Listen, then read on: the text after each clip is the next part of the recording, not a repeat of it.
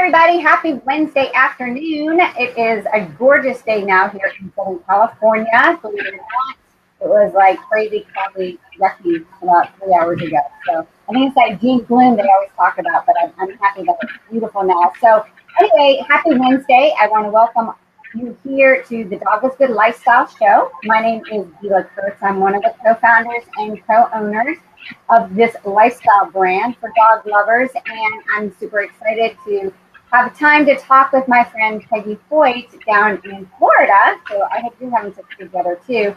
And we've been working on getting together on a platform to share her information for quite some time because it's really, really important stuff. It's not something that you think about like every single day, but it's probably a really important subject matter to cover. And so that's why we wanted to make sure we were able to share her information with you guys.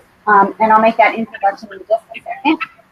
So as you are joining, if you are first coming on via the replay and are new to the Dog is Good Lifestyle Show, I want to invite you to join the private Facebook group. That's the Dog is Good Lifestyle group.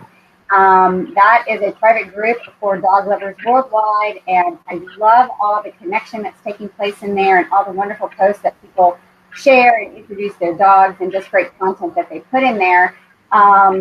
But it's also the place where you will get access to new things that we're doing here at Dog is Good, and commercials and promotions, as well as opportunities to participate with us in some pretty fun events that we do live and online. And also, if you look at your dog every so often, like I do several times throughout the day, I'm fortunate to have her here at work with me, and see a lesson in what she has to offer. You probably want to know about that on a weekly basis. So we also have our Fur Covered Wisdom, which comes to you weekly from your very own dog, and we'll put in a link and you can sign up for that too. And this is what I want to share.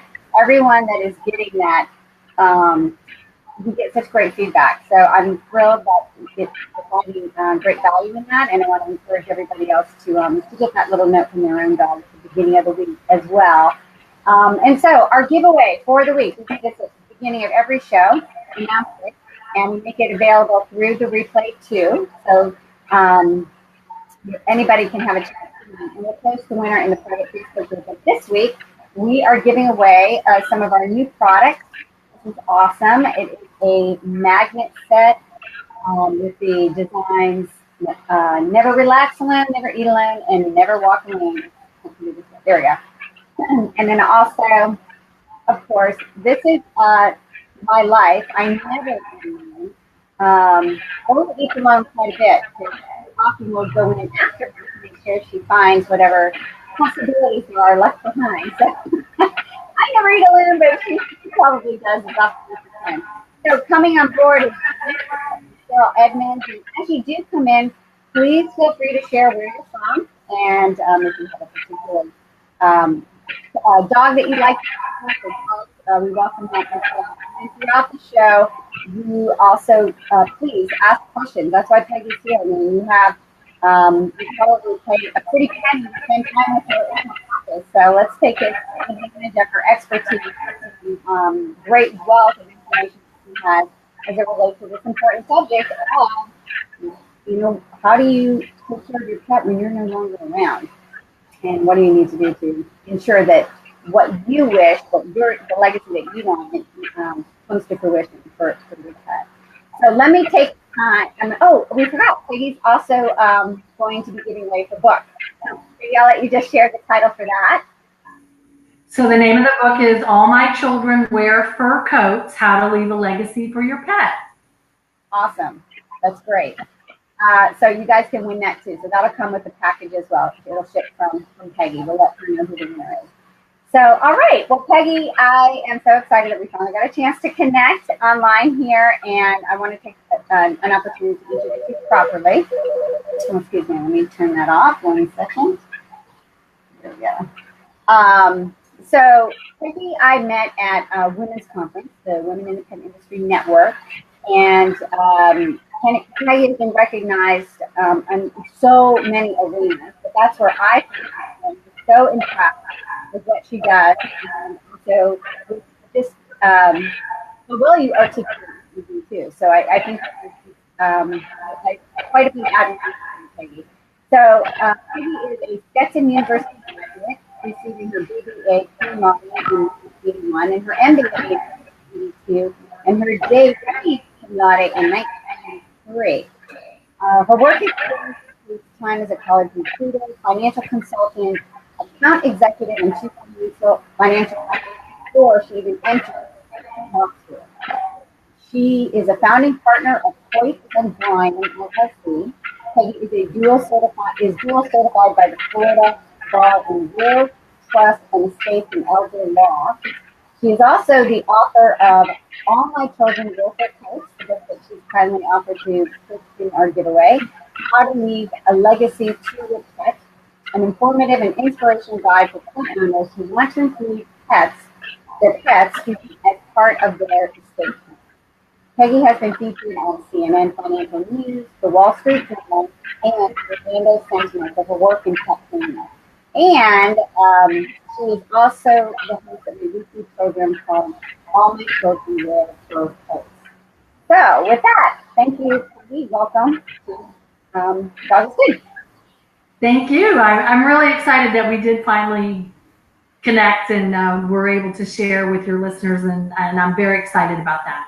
Oh, awesome. Well, I really appreciate your time. And, the first question that I have is, we all know that we're supposed to have a will. We all know that we're supposed to do some form of estate planning.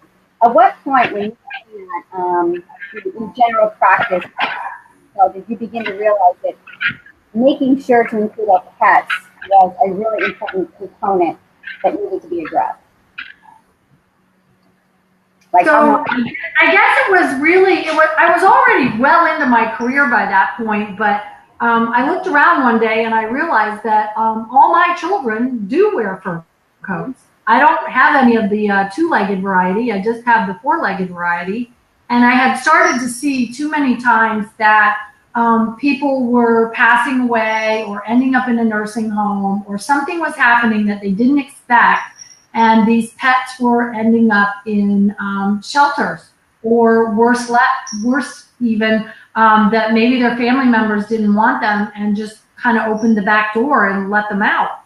And I was horrified that this was a possibility that could happen to a member of our family that tends to be so helpless. Right. Are there statistics around that? I mean, do we know what's going on statistically in the community? The Humane Society of the United States estimates that approximately 500,000 dogs and cats are euthanized annually because their pet parents did not have a plan for them. We're still euthanizing 3 to 5 million animals annually in this country. But if we could reduce that number by 500,000 because people were planning for their pets, that's just that many other pets that then would have an opportunity to get a home. Right. So how does one go about doing this? When they're doing this, are they creating their estate plan as a result of having to include their pet or as part of their overarching plan, or are people coming in and modifying their existing wills to incorporate the pet? And at what point do you recommend when do this when the pet becomes part of their family? Yes. So anytime a pet becomes part of your family, it would be akin to adopting a new child and having that person be a part of your family. We recommend that people consider updating or reviewing their estate planning on an every 2 to 3 year basis. Doesn't mean they have to change everything, but at least review the plan to make sure that it's consistent with changes in their life, changes in the law, and changes in their legacy, the way they want to leave assets for the people and the pets that they love. So people can do it a variety of ways. I mean, you can do something as simple as just saying, I'm going to leave all of my dogs and cats to Gila, period. Making sure that there's some understanding with you in advance that you would be actually willing to do that. And then number two, if you aren't willing to do it or circumstances have changed in your life, that there's an alternative choice. So if Gila can't do it, then who? Who am I going to leave the pets to? And I encourage all of my clients to actually not just leave the pets, but leave some money, because pets are not cheap. Right. Yeah. So that was a question. Hold on one sec. You need to get me? Oh, I thought they were coming in to tell me something. I just noticed in the comments that the voices are choppy. Can you give me a thumbs up if that's better for those of you who are watching? Can you hear us okay? Just in the comments to say yes, good to go, thumbs up. I just want to make sure everybody can hear. Just wait a second, make sure that we're getting the okay in the comment section. I'm not seeing anything come through, so I'm going to assume that you guys can hear us okay, and my team will come in and tell me if they can. But so that was a question that I had. I mean, the obvious to me would be that I am talking to somebody and asking first and foremost, would they be willing to share any of my dogs that happened to me and John, okay. And then having a backup. What if the backup? I mean, that, you know, like, at what point is there? How can you foolproof or a solid safety net so that the dog does not, no matter what, end up not only in the wrong hands but in trouble? So that's a great question, because I do like to have backups kind of ad nauseum, but at the same time, if you can find an organization that would ultimately be your organization of last resort, that would take your pet in exchange with some money to make sure that that pet was going to be provided for the rest of its life. And again, there's lots of options in that regard. I happen to be sitting in the office of the Pet Alliance of Greater Orlando right now, and I help them to develop a program called the Pet Positive Care Program, which would allow somebody to leave their pet along with a sum of money to the organization, and they would guarantee that that pet would never spend one day in the shelter, but would be placed in a foster home and then adopted into a forever home. Now, that's just one option. Yeah, that's a great option. And is there a particular amount of money that you recommend people set aside? Are you looking at what a yearly expense would be? And I like to get people to actually sit down and figure out what the actual expenses are. So let's say, for example, that your dog costs you on average, and this is probably high, but $500 a month. So $500 a month, it's going to cost you $1,000 every 2 months, $6,000 a year. And let's say that right now your dog's only 2 years old. Mm-hmm. Well, so if it's $6,000 a year, and we assume your dog's going to live another 10 years, that might be the sum of $60,000. That's what it's going to take for somebody to be responsible for your pet for the rest of its lifetime. So I try to encourage my clients to leave a realistic amount of money. The Pet Alliance of Greater Orlando, they don't require a specific amount, but they do encourage people to leave at least $5,000 per pet. Mm-hmm. Obviously, if you're leaving an older animal, because my pet's older, it's not going to cost as much, but it could actually cost more depending on the health circumstances of that pet. Cats may cost less, except that they live longer. And what if I'm leaving a horse or a tortoise or a parrot that could potentially live 60 or 80 or even 100 years? Yes. Yeah, we used to have a cockatoo, and we had to make arrangements for when we moved overseas because we couldn't bring him, but that was a consideration early on when we first got him, was what do we do if something happened, because he's supposed to outlive us. So, I always want to encourage people that when you get a pet, that's a lifetime commitment. That's not, it's a good idea to get a pet for today, but it's not just a lifetime commitment for the life of the pet. I mean, for your life, it's for the life of the pet. Right. So what happens when someone passes away? Often, it takes a moment, sometimes, for the will to be read or the people to come together, etc. What happens in that interim when the person has passed and now there is the pet, and maybe there's a couple of people who are working, striving to take care or to take ownership? How is that handled?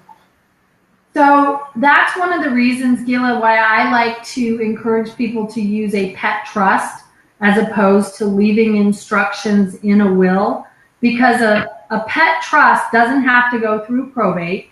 So we don't have any of the delays in getting somebody appointed as the executor or the personal representative. As soon as we have a death certificate, we can get that successor trustee appointed. And so we still want to make sure that we have some plans for that period of time, whether it be a day, 2 days, or 5 days, that somebody's going to be able to maybe even provide short-term care and have the ability to finance the care of those pets during that short period of time. Do you recommend, so the person, and maybe the people watching, all my dog lover fans and cohorts out there might feel the same way. I mean, I'm so obsessed with my dog and her care and Henry's care too.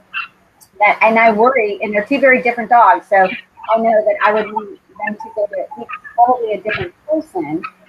But what if something happens to that person, let's say 3 years down the road? I mean, should I communicate with them and say, okay, now I'm entrusting her care to you. I want to know who you're entrusting her care to, should, God forbid, something happens to you. I mean, how far down do we take this? Well, that's daughter, we had, well, now she's old enough, we don't need to worry, but when she was younger, we had that in place. So that is an excellent point, because if I just leave you my dog, there's no follow-up. If my pet is part of a pet trust, then I'm going to have a variety of participants. I'm going to have the day-to-day pet caregiver. I'm going to have the trustee who's responsible for overseeing the money and checking in on the pet caregiver. And I may also have what I call an animal care panel. And an animal care panel is then an extra layer of protection to make sure that both the pet caregiver and the trustee are doing their job appropriately. I do have some clients who don't have family, don't have friends that they would be comfortable leaving their pets with. And so they really want this pet care panel to be able to find somebody and appoint somebody. And if that person is unable or unwilling, find a replacement person. Are there ever scenarios where this pet trust, maybe you already said this earlier, but it doesn't have to go through probate in court. Is there ever a time where it's contested? So, for example, someone wants to leave their dog to a particular individual, and the family member says, no, I want to control it. And what rights, like who has the rights there in those scenarios? So if the pet is part of your pet trust, then the trustee is actually the legal owner of that animal. And the trustee would then have the authority to say what happens with that pet pursuant to the instructions that are included in the pet trust. So I guess my point here is you can make this as simple or as complex as you want it to be, depending on your particular concerns about your pet. I have a lot of people who say, oh, my kids will take care of my pets. But I've seen throughout the years that you really cannot assume that anyone is going to want to take care of your pet, including your spouse. And no offense to my husband Joe or your husband John, but things happen. And if it's a particular animal that's tied to you and maybe not so much tied to them, I'm thinking of my horses in this particular case. I mean, he likes my horses, but he's not going to ride my horses. He's not going to have the same affection for them that I would. And I'm not sure that I would want him to have my horses, because I would want them to have a more active lifestyle. Right. So what is this simple process to taking care of this or creating a trust? I mean, how difficult is it? And you just mentioned the key word is simplifying and making it easy, and yet ensuring that you get you leave the legacy that you want. So I think the easiest thing to do is to visit mypetwill.com, which is a company that I co-created with a gentleman in California. And it was our goal to eliminate this loss of 500,000 pets a year because people didn't have plans. So an online pet trust creation system that is tied to a stainless steel pet ID tag, that's tied to an online profile that's available 24/7 for your pet, and that provides a legal pet trust document, a standalone pet trust document that is valid in 50 states. And the cost, a whopping $15.99. Wow. So skip your Starbucks for 3 days. Yep. And get your dog a pet will. So you just go on mypetwill.com and you can square all of it away right then and there and set that completely up. Absolutely. Oh my gosh, that's a total no-brainer. I mean, everybody needs to be doing this. How many people do you expect nationwide have a will for their dogs, or including that in the trust? I've seen estimates of somewhere between 12 and 27% of people have done something to plan for their pets. I can't verify that number in any way. The only thing I can say is that 100% of my clients do something to plan for their pets. Okay, and you've just made it so easy for all of us to do that it's there should be no question after viewing this. People need to do. And how long does it take to fill out the forms? What's the time allotment mentioned? Well, again, we've tried to make that a little bit easy too. So if you think about the answers to your questions before you get started, like who's going to be your first choice pet caregiver, who's going to be your second choice, who's going to be your third choice. If you think about the questions ahead of time, it'll streamline that process, but you can always come back. You don't have to do it all in one fell swoop. You can always come back and update it or change it at any point in time. But once you've completed your pet trust document, you need to print it, and it needs to be signed by yourself in the presence of 2 witnesses and in the presence of a notary public. So, you might need to go to the bank, you might need to go to your lawyer's office, you may need to go to your financial advisor's office, but you need to get in front of at least 2 people and a notary to make sure that it's valid. Okay, so I know as a lawyer, you also practice mediation, and I'm curious, have you had to engage in this practice as it relates to a pet trust and challenges against the trust for care of the pet? So I have built in some alternative dispute resolution provisions into the pet trust, encouraging people to go to mediation as opposed to litigation, because litigation can be extremely expensive, and we don't want to spend all of the pet trust money litigating when it's really intended to take care of the pets. Some of your listeners may be aware of when Leona Helmsley died, she left $12 million for the benefit of her dog, Trouble. And the New York courts actually stepped in, and they said that $12 million was too. Now, I disagree with that. You cut out, so say that one more time. That the court stepped in and said what? The New York court stepped in and said that $12 million was too much for a dog.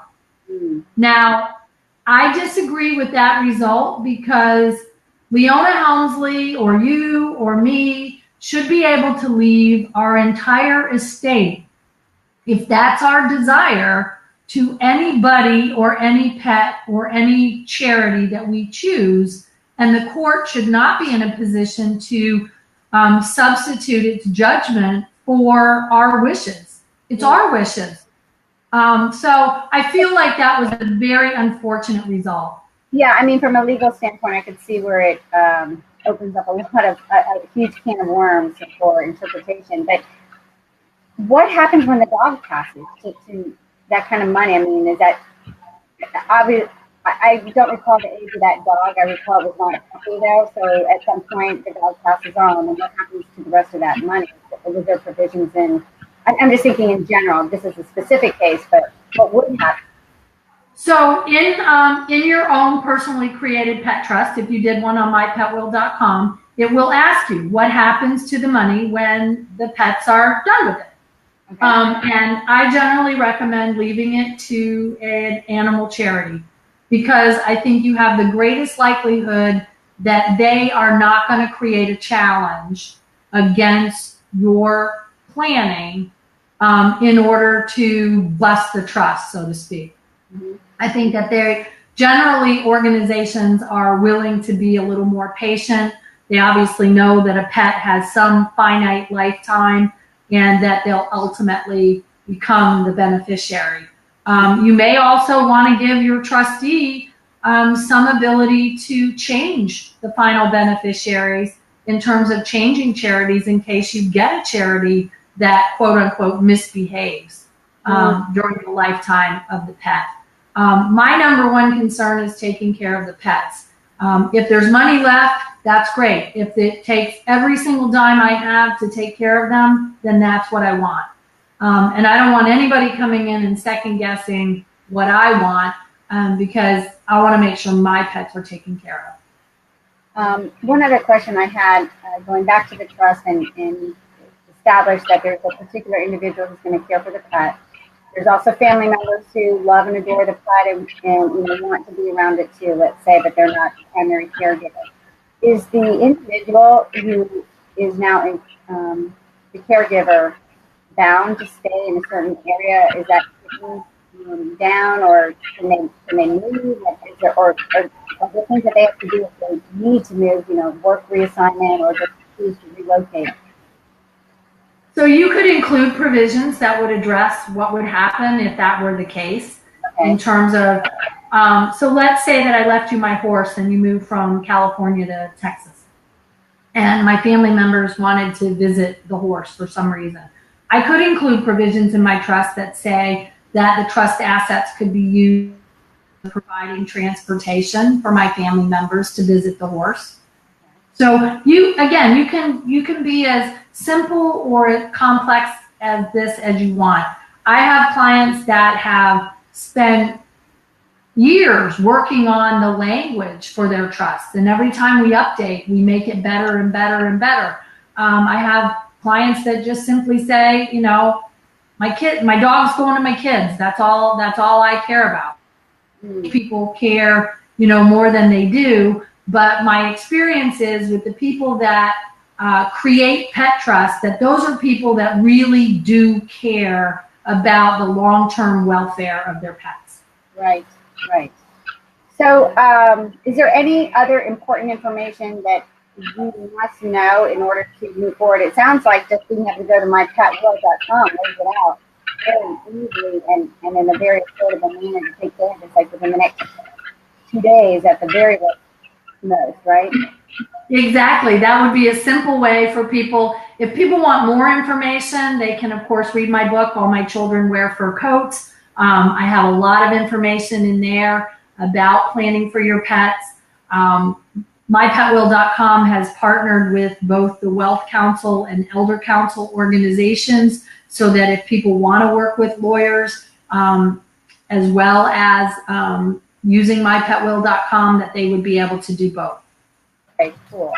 Now, I know that you, I'm just typing in the information on, people can buy the book on Amazon.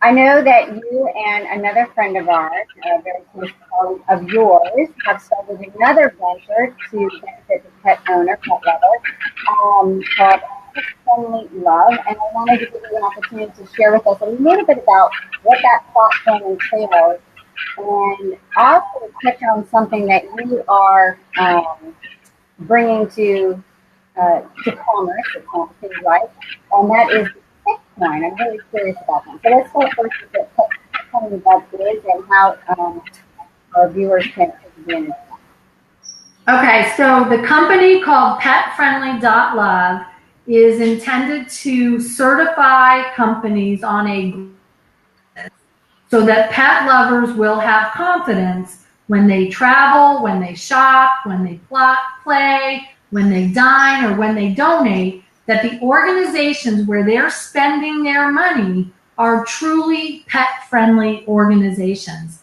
and that they're not just paying lip service to the idea of being pet-friendly. You and I stamp of good housekeeping stamp of approval for like, yes, vendors with services as well as products, etc. exactly. And so you could have companies like, take for example, you could have a local car dealership that, even though they don't sell any product that has anything to do with pets, they could still be considered to be a pet-friendly company because of the policies and procedures that they implement at their car dealership. That they welcome pets on the premises, that they have water available, that maybe they keep treats behind their reception desk, but that pets are welcome on their premises. So we really want pet lovers to be able to know with absolute certainty that where they're spending their dollars is the right place. Because if I have two choices between car dealership A and car dealership B, and one is pet friendly and one's not, I know which one I'm choosing. Absolutely, absolutely. No, it's so awesome that you put that together, and people can just go there to start seeing what's on the platform to help make those decisions. What about the pet coin? So I'm curious about that. I'm imagining it's similar to the Bitcoin, but how did you come up with the idea, and how are you bringing that to market? Like, what's going on with that? So Petcoin is similar to Bitcoin in the sense that it is a form of cryptocurrency, and our long-term goal would be that people doing e-commerce on our site, so pet-friendly companies and pet lovers, would be able to actually purchase or trade in Petcoin as opposed to dollars. Okay, I do not know why I have such a hard time wrapping my head around this concept and how that actually works. I mean, how is that different than just using a credit card online? So, as being, think of Petcoin as really just being a credit card or a form of currency. Okay. I mean, most of us don't carry cash anymore, right? We're already using digital currency in the form of our credit card. Well, the digital currency industry is built on a system known as blockchain. And blockchain allows for absolutely secure transactions. And we know that credit cards are really secure at this point. So there's just a lot of groundswell right now around the idea of cryptocurrencies. And we don't know what the future holds, but my guess is that within 10 years, we won't have paper money, we won't have coins, everything will be some form of digital currency. I think the thing that I have a hard time understanding around that as well, and viewers, if you have questions on this, please feel free to chime in, or questions on anything as it relates to the topics you're discussing on pet trust and pet friendly love and this now, but is I know people are looking at it as an investment opportunity, that they're investing in access to it and that it's going up in value like a stock almost. Can you explain a little bit of that? So as digital currencies are exchanged, so the stock would be on an exchange, there are digital currency exchanges. Yes, an investment in a digital currency could ultimately have greater value than what you paid for it. And many people do look at them as a form of investment. So as a startup company, petfriendly.love was looking for a means to have the ability to attract some investors, and Petcoin was a good way to do that. So fascinating to me. Wow. That's awesome, and very clever way to attract investors and really take a different approach to growing and to be the foundation for Pet Friendly Lab. That's great. So, is there anything else that we should know specifically to keep our pets safe, to avoid conflict, and maybe also share with the viewers on how they can invest or get access to these pet coins that you're talking about? So the Pet Friendly pet coin token is available on our site at petfriendly.love. I would encourage anyone who's listening, if you have a particular pet-friendly company that you love, ask them to go to our site and to register so that you can give them a 1, 2, 3, 4, or 5 paw review, and encourage them to become certified as pet friendly, so that when other consumers are out there looking for companies that are in fact truly pet friendly, that they will be able to see that the companies that they love have achieved that standard of excellence in the pet space. Gosh, I'm sorry. I think our connection is still a little unclear. I apologize about that. Hopefully it's coming clear on several people, so I'm not sure about the connection on other people's ends. But okay, well, does anybody out there have questions that they would like to have? Peggy? I'll give you guys a second. While you might be thinking of some questions, I want to remind you to enter to win our giveaway, which is Peggy's book this week, All My Children Wear Fur, and the magnet set that is really nice, actually, and a dish towel. Never eat alone. Dish towel. To hang very close to our feet at food prep time, food eating time. And Bola, who just hangs out to wherever there may be food anywhere. She's a laugh. Please enter to win that, and a reminder to join our private Facebook group so you can see who the winner is, as well as to gain access to a dog-loving community out there. And then just another invitation to sign up if you have not already to receive your own fur-covered wisdom, which I'm entering into right now for furcoveredwisdom.com, and get a little note of inspiration from your own dog every single week, every Monday in your inbox. And stay tuned, because we're getting ready to do a conversation around fur-covered wisdom in the near future, in the next few weeks. So we'd love to invite those who want to participate to join us and participate. Peggy, thank you so much for sharing this. You are a wealth of knowledge. I definitely am getting myself over to petwilliams.com later today, and I want to encourage everybody else to do the same. My name is Sheila Kurtz. I'm one of the co-founders of Doggies Good. I want to thank you for taking time to watch us live, and also if you're watching our YouTube, Peggy, introduce your little pet. This is my little boy. This is Piper. He's saying hi to everybody. Hi, Piper. Bolo is nowhere to be found, because I think they have snacks in the customer service room, so she's downstairs. Yeah, I know, Laura, right? I did actually years ago with my first two dogs. We actually had them in a test, or in a will, I should say, and then they popped on, and I am embarrassed to say that I do not have permission for Bolo or Henry, other than just general conversation with certain people, but nothing in writing. And so I feel like, oh my gosh, I need to get on that, because I would be mortified if I knew that they were not cared for a little bit, and I absolutely want them to be cared for. So anyway, thanks again. I appreciate you and your time and your wealth of knowledge. And everybody else, have a wonderful Wednesday, and join us next week as well. We look forward to seeing you guys in the week, and please invite your friends to join. Take care. Have a great afternoon. Thanks, Keila.